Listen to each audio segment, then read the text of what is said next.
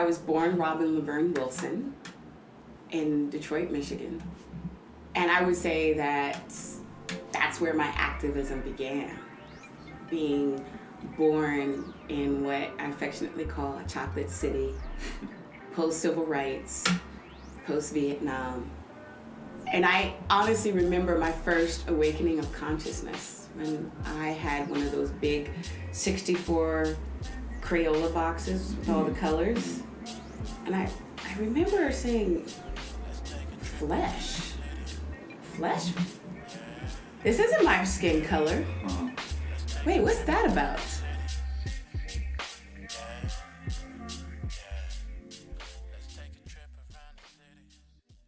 I'm in this huge seminar class with hundreds of people because University of Texas is huge, and it's an intro class. And so since we had to sit by alphabetical order, I'm Wilson. I'm in the back. Trying to be as engaged as possible. But when the professor makes the statement that people of African descent are genetically, intellectually inferior, the tone in the room changed completely. I'm in a grocery store and you can see people looking at you like you're in a zoo almost. Like people are looking at you and like, oh my God, where'd they get that one over there? And I can laugh at it now because, you know, you grow up, you maturate, and you're like, wow, I can't believe this is actually happening to me. Born and raised in Brooklyn, and so I feel like the mindset of just like being a black man in America has been drilled into me just because of where I was born and raised. I'm MARSHALL-BOBB, born and raised in Brooklyn. I am an actor, artivist of the world, and a lover of humanity. Hey, I'm Taylor Harlow. I'm an actor, musician, collaborator, activist, and I was born and raised in Kansas City. Okay. Hi, my name is SHEA Glover, and I'm an actress and aspiring filmmaker. What was your guys' earliest memory experiencing race? I went to, in Fort Lauderdale, I went to a historically black elementary school, a couple of private schools in middle school, and then historically black high school, and then a historically black college university. So I didn't really experience real true prejudice really until after I got out of high school. Color, just as color, culture, the culture and the music and, you know, just the culture. I became aware of that first. I would, you know, sneak out of my church, St. Albans, which was on the grounds of the National Cathedral, and take a bus after my father would drop me off. This was a little later, but I would take a bus downtown to St. Stephen's, which was a gospel church in downtown DC. And I was a member of, there was a woman named Mama Scott, and it was Mama Scott and her children. So she had a choir. And we used to go and we used to like political, and I was like, this is when I was like 13 years old. Right? You know, and I'm this pale little thing, definitely in the midst of Mama Scott and her children. So that was was like feeling, wait a minute, I look like this, but that's not where I belong. But I feel like this. Wow. Hi, I'm Ari Krebs. I'm originally from Philadelphia. I'm an actor, I'm a musician, and an activist. Hi, I'm Morgan JENNESS. I'm the creative director of a consultancy called In This Distracted Globe, which deals with the collision of arts and activism. I'm J. Bernard Calloway from Fort Lauderdale, Florida. I went to Alabama State University, where I got my BA in theater, and I went to Brandeis University, where I got my MFA in acting. I'm an actor, a performing artist, and live here in the great city of Manhattan, New York, to be more specific, Harlem. And I became aware of race because my father, oddly, was kind of racist. And I became aware of race because when I was very, very young, my father had been stationed in Germany. So we had come to this country when I was about 4 and a half. And, you know, I was aware of it because it was the civil rights movement was happening. So one of my real clear memories is my mother one summer day saying, you know, put on your shoes, we're gonna go downtown, don't tell your father. And so we go downtown, and we're at the end of the reflecting pool with the Washington Monument in back of us, and there are thousands and thousands and thousands of people there. And there are, a lot of them, it's very mixed, and my mother's so happy. And like I hear these speeches, like this voice kind of going, wah, wah, wah, wah, and everybody going crazy. And then, wah, wah, wah, wah, wah, wah, wah, wah, and everyone goes, wah, and I fall into the reflecting pool. And I'm fished out and, held up, and everyone's fussing over me. And it was like, oh my God, this is amazing. And it was the March on Washington in 1963. And then years later, people said, oh, well, that was your baptism. And I never really thought about it. But that was my baptism. When I got to college, I had this realization that I had so much passion to learn about as many cultures as possible, and realizing that I am really passionate about representing people who are oppressed, because I'm a gay woman of color, right? So I'm representing 3 minorities. Yeah, you're the most. And I just am so passionate about just trying to connect with as many people and as many gain as much perspective as I can, and surround myself with people of color. And it's super important to me. So I don't really know if that answers the question. Those are my thoughts. We were waiting outside in the car while they were in the house, and they never came back outside. Who did come outside were 2 white gentlemen, okay? And when they came out, one had his hand behind his back, and the other one was just walking with him. He said, can I help y'all boys with something? I said, yeah, a couple of your friends just went in the house, and we're just waiting for them to come out because we're supposed to go out somewhere, and they told us just wait out here. Well, ain't nobody out here. Ain't nobody come in here talking about there was some 2 niggers sitting out here waiting on us and stuff like that. And my boy, he was a little hot-headed. He was like, oh, hell no, man. I was like, oh, just wait a minute. I say, man, this was just me back then, just the artist in me and the free person I was. And I grew up in the church, so I came from that angle and versus getting upset. Yeah. And I was like, hey, man, do you realize by you saying that word, it's a derogatory term, and it causes a lot of tension and hate, and it has a history behind it that is not really good for people of my color or people of African American descent here in America.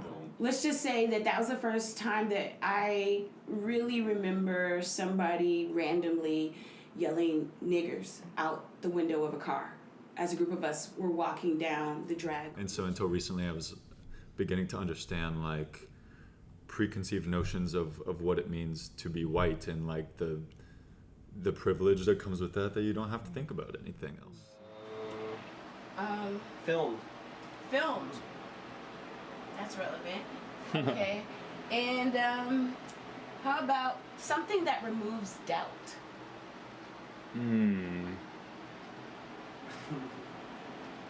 Trial. So as you know, I'm Robin Laverne Wilson, also known as Dragonfly, also known as Miss Justice Jester.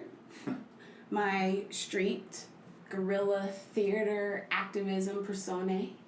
I also portray Helvetica Bowl, who is a comic book social justice superhero. So I do have a lot of identities to play with in this path towards liberation. Liberation for all people and all things. All motivated by a really deep love of life. How does race affect you on a day-to-day basis? I think about it every day. I think about it every day because I realize that one of the core things in terms of what I feel I want to do is it's almost like asking every day, have I done something to dismantle the concept of it and the power of the concept of it? And have I done something to empower someone who has felt disempowered by the concept of it? Change. There's this thing called gentrification that is happening in Harlem right now as we speak, and wherewith properties are gutted out and the property value is raised, and it puts a lot of people out of their homes. Now, mind you, it does weed out some of the negative influences there, but at the same time, it is putting good people out of their my wife and I had been, we 147th, 146th, 119th, 153rd, now 145th. So we've been in 4 places in Harlem since we've been together, and that was in 2005 when we actually moved in together and shacked up. Yes, we did.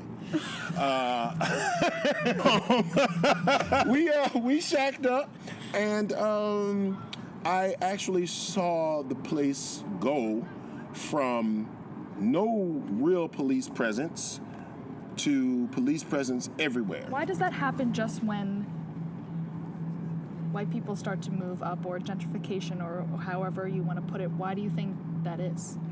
I don't know, man. That's a very good question. I just think that, I guess the value of people. I'm a Southerner, so when I see people and I look them in the eyes and say, hey, how you doing? Good morning. You know, a lot of times when I may say that to some of our white residents, they don't speak back.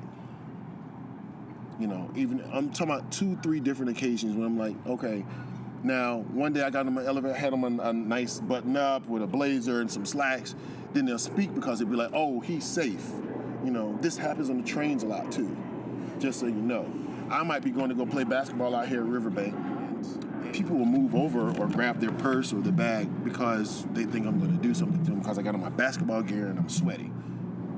The stereotype about me is fear when you see me because I'm a big black man. Stop! Say a prayer that change is coming. Say a prayer that hope is round the bend. The big difference between what we call race and like those labels of race and understanding where people come from and their culture are two completely wildly different things. When I learned that difference, that distinction, race stopped affecting me and I started affecting race because it wasn't me seeing people as like these boxes or these categories. It was, you're interesting. Yeah. What's your story?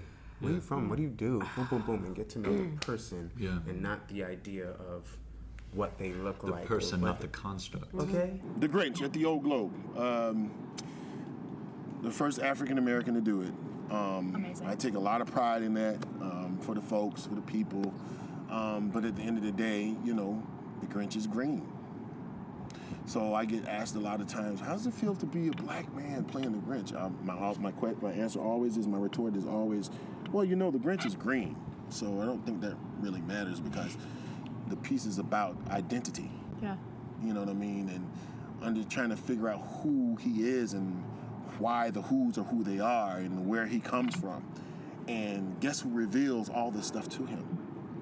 A child. Through the mouth of babes. That was amazing. Timing. Cindy Lou Who reveals what that love is to him. And then he has this denouement, this unraveling where he changes. And he opens himself up and comes down off of Mount Crumpet to be with the rest of the Who's because he is a Who. But something happened along the way. Why is he green? Why does he live in the mountain?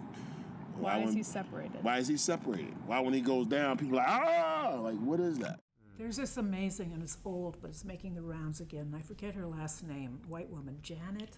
Jane Elliott? Jane Elliott. Jane Elliott. Jane. I want every white person in this room who would be happy to be treated as this society in general treats our citizens, our black citizens. If you, as a white person, would be happy to receive the same treatment that our black citizens do in this society, please stand. And no one stands up, and everyone looks at each other going, oh. So you acknowledge, so you know. Yeah, So she says, you know. That says very plainly that you know what's happening. You know you don't want it for you. I want to know why you're so willing to accept it or to allow it to happen for others. so I kind of think about it every day because I think it's, you know, I just worked on this piece about Dick Gregory with Joe Morton. which, and Dick Gregory. Do you know who Dick Gregory was? Dick Gregory was a comedian, big comedian. He was one of the first big black comedians. He was the first one that would on the Tonight Show with Jack Parr. And Jack Parr invited him on the Tonight Show, and he turned it down because they didn't let black performers sit on the couch. They just let them perform. So Dick Gregory said, there's no way I'm coming on your show unless you let me sit on the couch and talk to America as if I was a person. Just because you have a black face, I don't believe you can walk into the nightclub if you're not doing the type of material to fit the type of audience that you're working to, and you'd be accepted. Well, is your material, how could I say it, is it Negro-oriented? Is it Negro humor, so to speak? Well, being that I am a Negro, I made this statement when my office was saying about getting a movie, and the answers was coming in, well, we have to write in a Negro part. And I said, no, just give me the part. When I play it, I will make it Negro. There's no question about this at all. And I think it's the same thing with material. The fact that I'm doing the material, the fact that I've been a Negro all my life, the fact that I see things, both colors, white and black, and American, makes this, when I walk out on the stage, all of these are projected in. But when I walk out and I do a topical line, it's just a funny topical line. And he gave it all up to basically become an activist, and he stopped making, he was making tons and tons of money, and he went and he was almost, he would have been killed with Medgar Evers, except he had to go home, an emergency at home. The truth hurts. Now, even though you're saying that in this manner, how is your white audience accepting this? Now, even though they laugh, do you think they feel hostility toward you? And one of his lines said, like I used to think poverty, was the biggest, thing. And he said, no, race is the biggest issue. You can make a difference. But you have to look at the whole piece. The whole piece. Black folk get shot in the back 40 times, have guns thrown in the car, and that don't bother you? You have to make it good. That's your job. They just put it together. Now you have to make it good. Capital punishment. Are you serious? I can understand you getting mad and killing me, but not my damn state, not my government gonna do it, but that don't bother you, huh? You look at Norway, you look at Belgium, you look at pretty much any other first world country that has police systems. This doesn't happen. People aren't getting shot and wrongly arrested and murdered for parking tickets or selling cigarettes or some basic crime, not even crimes even, but this isn't happening in other countries. Not every policeman in other countries is carrying a taser and a gun and just able to shoot whoever they want because they got scared or... And more than that, video evidence clearly showing it is still not enough. They still get off. Yeah. How? We have to have body cams now. When Giuliani called the police his private army, basically, that was actually honest. What people really can't get their minds around, which is the abolition of the police. Policing as it is now. The whole assumption that people feel, the police are there to protect us. The police are there to protect and serve us, which is never what the police were. That's never what they were. That's not since they were started. Exactly. Because they were started. The Industrial Revolution helped start them. They started to be private, Pinkertons and whatever, hired by corporations. It was like union busting. It was keeping an eye on immigrants. And it started from slave patrols in the South. And this is where a lot of policing, as we know it, comes from, because before then it was community-based, which is what is being asked for. That it go back to the whole idea is that you had a sheriff and and you had people watchers. There was a warden in England. There was a warden and there were watchers in a community that originally were volunteers from the community to sort of monitor themselves. It's not a coincidence that one of the #1 shows for I don't know how long was Cops. Happens. I think this still happens with a lot of police officers, and I feel for them so much. Is that as as cities got bigger and the populations got bigger, the police were sort of saying, okay, the thin blue line. The thin blue line came into play. The thin blue line against protecting civilization, which basically meant the white oligarchy, against immigrants, strikers, unions. Union busting was a big thing after the Pinkertons. The police started to do it. So, but to protect, a certain group of people against all these other, from humanity. Really. From humanity, basically, yes. And then there was the deliberate attack on communities of color with guns and crack. Went a whole thing that started to happen was like, they said, no, well, let's prevent crime. But that was about preventing certain kinds of populations. So Black Lives Matter is not just about police brutality. That's just what feels the most imminent and immediate, and it is a continuum of lynching. And absolutely, yeah. Yeah. And I don't think that's to say that there aren't police officers who don't do a good job and who try. Yeah, and who are trying to better their communities. Totally. But at the same time, when so many other examples have occurred of no kind of justice happening for that, you immediately separate them and put them in this place of that they themselves are above the law that they're trying to uphold.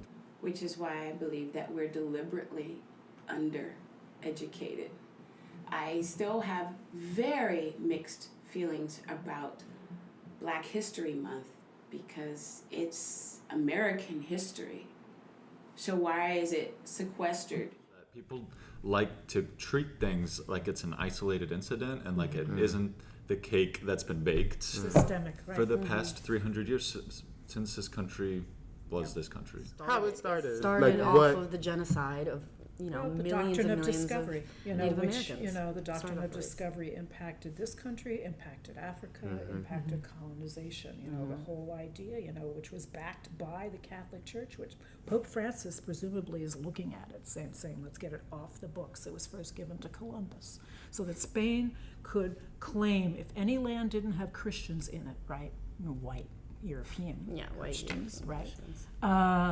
It was considered terra nullius, which means empty land, which means that you had title to it, you could claim it, you had title to the people, resources, which were the people, which were gold, diamonds, oil, everything. Their lives. Land. Their lives. Everything. Their lives that they had built up, Everything that they had cultivated. was It was yours. just yours. Yeah, it's been building and simmering for hundreds of years. Yeah. And some people just don't know. Up to the way that neighborhoods are divided in New York City. That's right. Up to the way super that, like, segregated. after the Civil War and during the Industrial Revolution, tons of people of color migrating north to find work, and the way that the neighborhoods were settled. Yeah. Meaning, like, why Harlem and Deep Brooklyn have such large people of color in them is because they weren't allowed to live. They were white delegated areas, and if you weren't white, the bank wouldn't give you a loan big enough to Coming up to Harlem, the live amount in of that, money that these white landlords charged them to like, get there, how much they had to do just to live there. And they blew up the rent because they knew that they could, because they couldn't live anywhere else in the city. The trauma of slavery does not just belong to the people who were enslaved. White Americans do not realize that they have hurt themselves too by this, because of the way that dehumanizing other people, purposely or not, dehumanizes a part of yourself. And I feel like a lot of citizens who, specifically white citizens who are getting very touchy about this and kind of choosing to remain ignorant or say, hashtag all lives matter, are starting to question their identity now and their privilege the way that people of color have their whole lives. And that's what it feels like to lose privilege. And that's fine. When equality starts to set in place, the people who were the oppressors, even if they didn't want to be, start to feel like they're being oppressed, when in actuality it's just equality. I got a text from my grandmother about 3 weeks ago that said, hi, handsome grandson. I was like, Grandma. she was like, She has eyes. She was like, I heard that, this is a quote, I heard that the BLM gang is going to be in Times Square beating up white people and causing property damage. so please be safe. One, Black Lives Matter gang, the idea that people fighting for their lives and the justice of their murderers is a gang. Even that spin speaks. Yeah. That is your privilege. Thinking that that's a gang just says everything about how you view the situation. But the second part of it was like, I mean, I know my grandma. She's a nice person, right? She's mean anyone any harm. It's just a lack of understanding. It's a lack of understanding. It's lack of education. And it made me really worry about the way that the media spins things like this, because instead of just Googling this, going to their website, seeing that they're speaking out against the man who shot the police officers in Dallas. They're saying that's not what this is. They're not saying we matter more. They're saying we matter equal. We matter. We matter. We matter. Prove to me that all lives matter. Prove to me that all lives that don't include your own life matter. Yes, firefighters' lives matters, and all of these servicemen, their lives matter as well. But policemen, at the point, were under attack, so you felt the need to say that blue lives matter. So when black was the first word in that phrase, what didn't you understand? I'm black, I'm a life, I matter. It's just the continuation of the same movement for just human dignity since we've been brought to this country. So I've been a part of Black Lives Matter since I was black. Change is gonna come.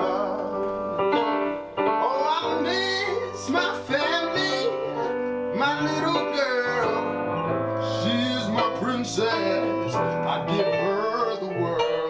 It's been a long time coming, but I know a change is gonna come. Although, thank God for social media in the midst of this next wave of a civil rights movement. Yeah. Because we have the power to tell our own news and not have to rely on other people telling us what to think.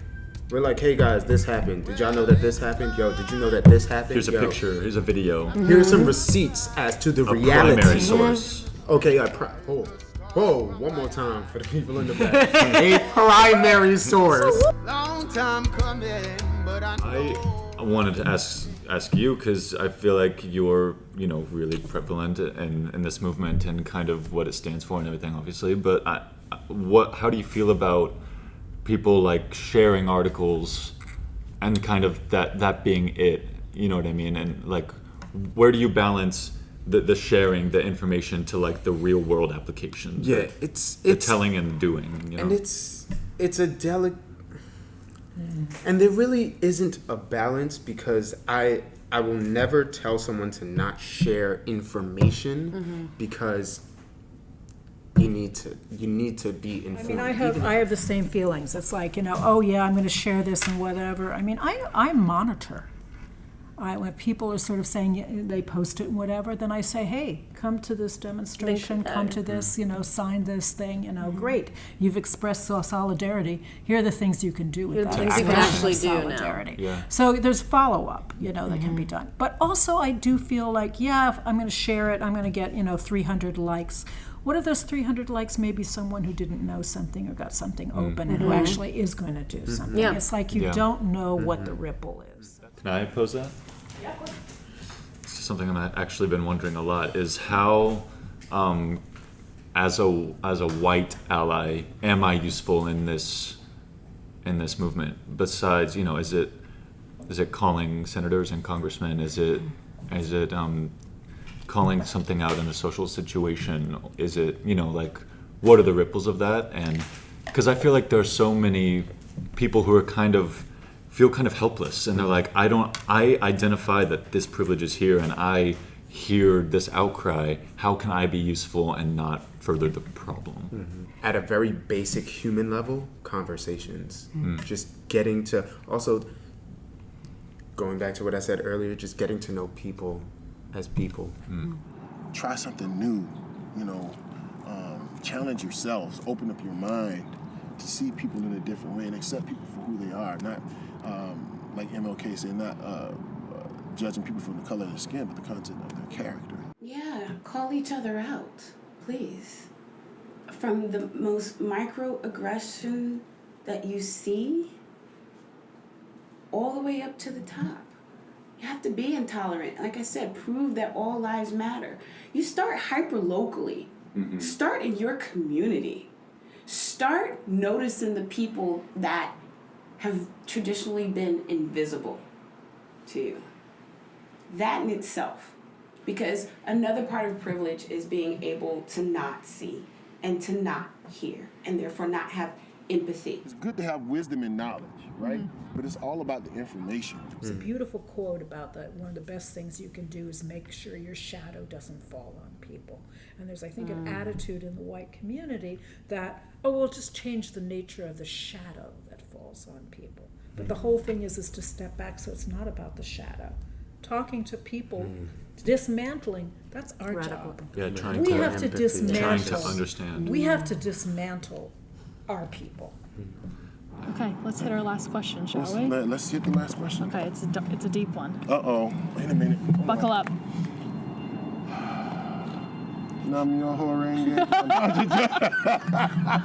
He goes on for 20 minutes. What you gonna ask me, man? Okay. Little sis. So you're about to be a father. Yes. Of a beautiful, beautiful boy. Yes. Named? Jacob Adam Calloway. Okay. What world do you wish for him to grow up in that's different from our world today? If he was having this conversation, what do you wish to be different? Or the same? Well, that's a really great question. Because it's something I think about a lot. And without being too general, a place where he can feel like he is going into a room and know that he is an equal. And know that he doesn't have to work 10 times as hard or 10 times harder than everybody else just to get the position that he's already worth having. Because that's what happens for me. And that is what I want for him, to know that what he thinks and what he says matters. To know that he can be a mover in a society and not be blocked just because of how he looks, but because of what he brings to the table, and not be barred from not being able to do so. If he's allowed to live that way, I think that, for me, that for me would be the kind of world I want my son to live.